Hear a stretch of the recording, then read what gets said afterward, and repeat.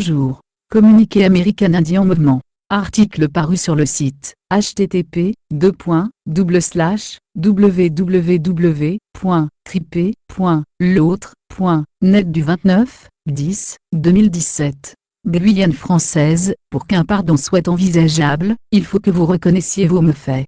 Depuis quelques mois déjà, les autochtones de Guyane française organisent des manifestations et des grèves qui ont fini par obliger les autorités à s'en préoccuper et les médias à en parler. Le mouvement avait commencé bien avant, mais ce n'est que lorsque les grèves ont véritablement dérangé le cours paisible de la vie des colons et des autorités que les médias ont dû en parler hors de Guyane. Évidemment, les réactions du pouvoir français ne répondent en rien aux préoccupations des autochtones. Cependant, l'existence et le mécontentement de la population autochtone de Guyane est devenu visible. Le 14 octobre 2017, Christophe Pierre Akayanuwenatapoka avait été invité à intervenir au cours de la journée annuelle de solidarité avec les Indiens des Amériques, organisée pour la 37e année par le CSI Nitassinan. Vous trouverez ci-dessous la transcription de son intervention. Une délégation, en costume traditionnel, était montée sur scène juste avant, pour montrer aux Français présents qu'il y a des Indiens français. J'ai choisi le titre, parmi les propos de Yanuana, et en suis seul responsable. Christine Prat. Bonjour à tous. Je m'appelle Christophe Pierre dans la langue des colons. Christophe, mes parents avaient, je pense, un humour assez ironique, et Yanuwenatapoka dans ma langue maternelle. Pour commencer, je pense qu'il faut donner une description, une vision rapide de la situation et de l'histoire de la Guyane, qui est actuellement, si on parle de statut juridique, un département, une région française comme une autre. La Guyane, c'est quoi ? La Guyane, c'est en Amérique du Sud, c'est un territoire amazonien français. C'est 50% de la diversité biologique de l'Europe, 80% de la biodiversité de France, c'est 300 000 habitants à peu près, sur lesquels il y a une poignée d'Amérindiens, qui ont survécu à la colonisation, une poignée, s'il fallait vraiment donner des chiffres, c'est 10 à 15 000 aux dernières nouvelles. Sur ces 10 à 15 000, on évalue aujourd'hui qu'à l'époque de l'arrivée des colons, il y avait environ 25 à 30 peuples, aujourd'hui il en reste 6. Parmi ces 6 peuples, il y a les Kalina, les Palikuyene et les Lekono, qui sont sur la bande littorale, et dans l'intérieur, il y a les Teko, les Odeyapi et les Odeyana. Les problèmes sont différents, les rapports de force sont différents selon le positionnement géographique des peuples, mais le combat est quasiment le même depuis les années 1980. Il y a eu le premier rassemblement des Amérindiens de Guyane, à Awala, en 1984, les 8 et 9 décembre 1984, et c'était la première fois que des jeunes, à l'époque ils étaient jeunes, aujourd'hui ce sont des anciens, des jeunes Amérindiens, prenaient la parole face à l'institution française, et prenaient une position politique. C'est-à-dire qu'une nouvelle forme de lutte commençait pour les Amérindiens de Guyane, lutte politique qui est symbolisée à travers le discours de Félix Sioka, que je pense le CSI a accompagné, avec Alexis Sioka, et d'autres. C'étaient des jeunes qui avaient fait les Homindiens.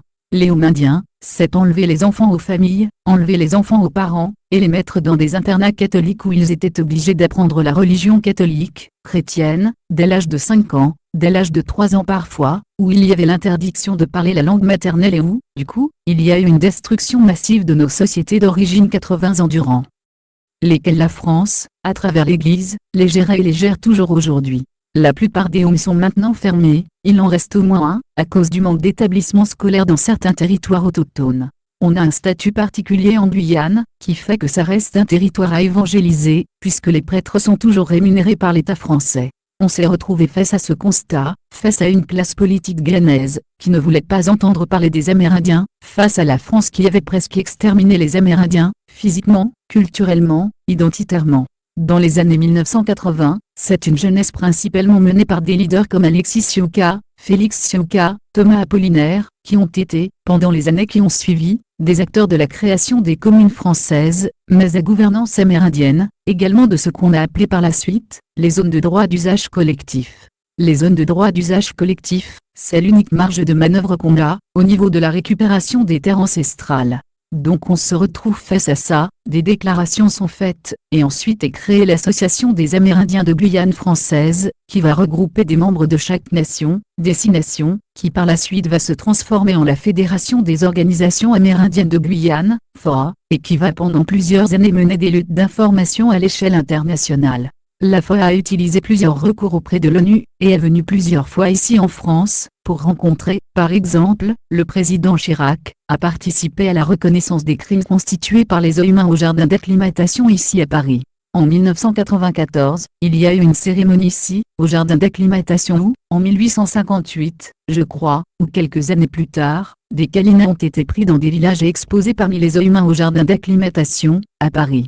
La plupart d'entre eux ne sont jamais rentrés, ils sont morts de froid ou d'autre chose, et les corps, aujourd'hui, sont encore en la possession de la France. Les corps, ensuite, ont été disséqués. Il y a eu des expériences sur eux, donc on essaie encore de mener un combat à ce niveau-là. Il y a eu une cérémonie pour faire reposer leur âme. C'est notre histoire avec la France, jusque dans les années 2000, à peu près.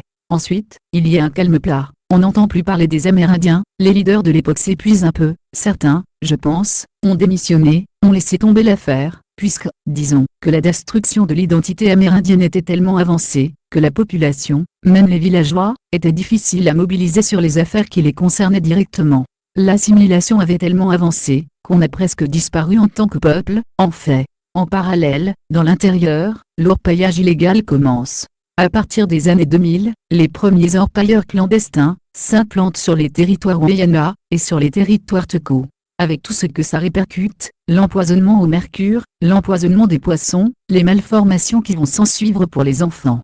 À plusieurs reprises, les Wayana tentent de prévenir l'État français, pour qu'il apporte une solution directe pour éliminer l'orpaillage illégal. Aujourd'hui on fait un constat, l'orpaillage illégal c'est environ 30 000 orpailleurs brésiliens sur une année, ou Ghana du Ghana, qui sont présents dans le parc national appelé parc amazonien de Guyane, et qui continuent à polluer les cours d'eau.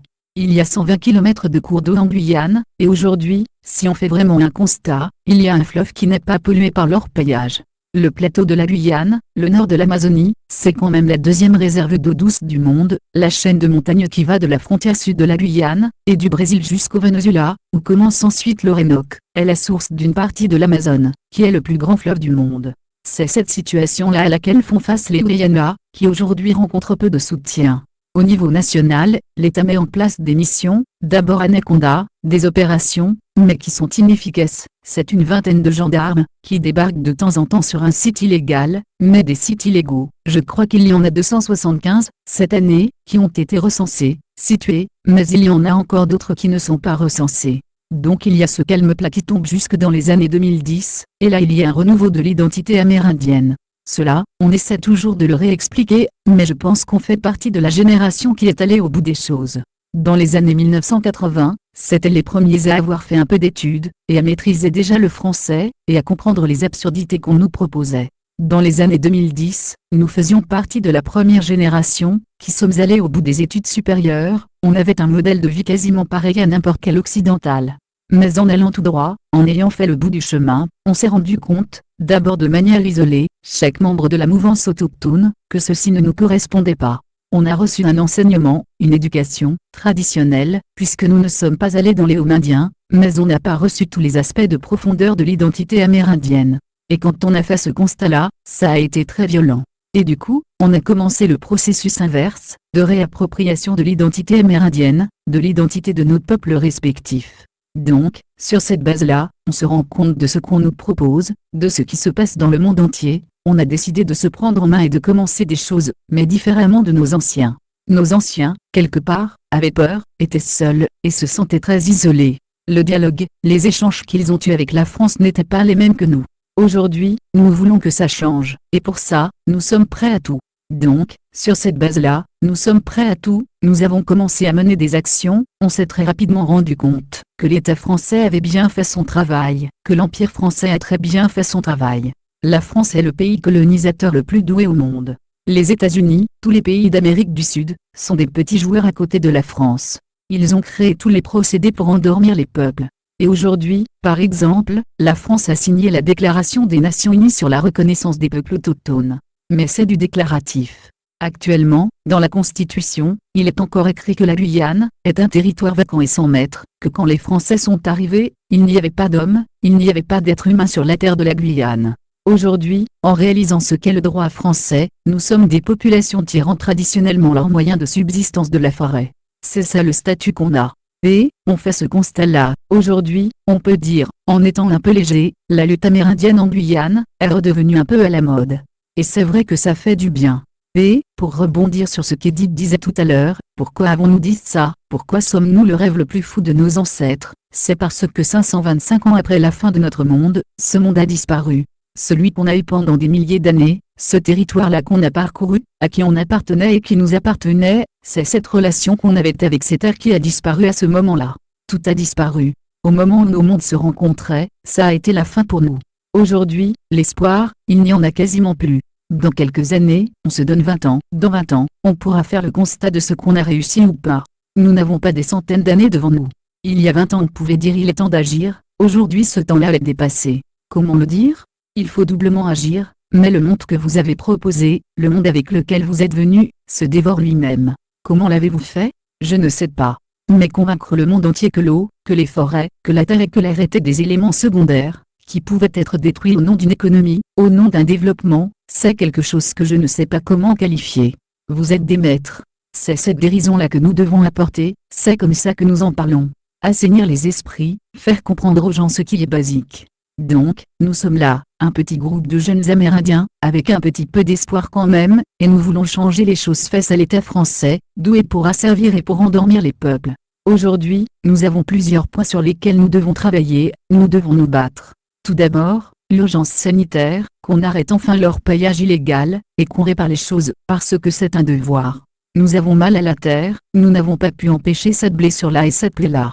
Mais à un moment, il faut l'arrêter et après avoir arrêté, guérir la terre, guérir les eaux et guérir nos enfants. Ensuite, il y a une autre absurdité encore, qui est le projet de mine industrielle appelé Montagne d'Or.